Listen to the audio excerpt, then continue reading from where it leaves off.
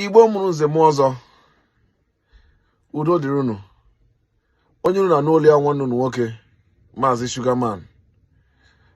Ana m asị ka ụbọchị taa mara anyị mma. Anyị abịakwala iwetara unu ihe omume anyị bụ ilu Igbo na peji anyị bụ Sugar Family TV. Dịka m kwuru na mbụ, aha m bụ Maazị Sugarman. Onye mụ na ya nọkwa n'ebe ahụ lọlọ m Roberta. Lọlọ ngwa kelee ndị na-ege anyị ntị. Igbo ndị ọma, njem ọnụ, daalụnụ. Igbo ndị ọma m ji eme ọnụ, daalụnụ. Nke a dabara nnọọ nke ọma. N'ilulu Igbo nke anyị na-ewetara n'ụbọchị taa bụ ilu Igbo nke na-asị,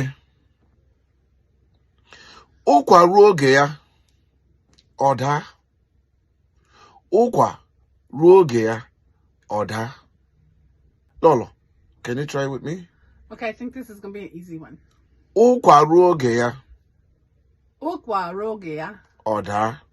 odaa. So let's say it together. Ụkwa ruo oge ya ọ daa. Ukwa ruo oge ya odaa. Good. Continue. Ụkwa ruo oge ya ọ daa.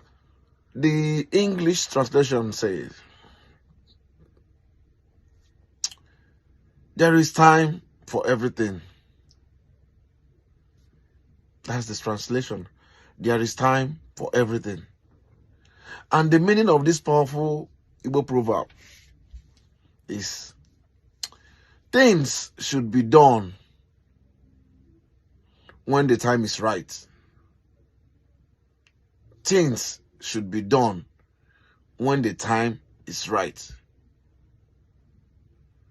Ya mere ndị Igbo ji sị, ụkwa ruo oge ya ọ daa.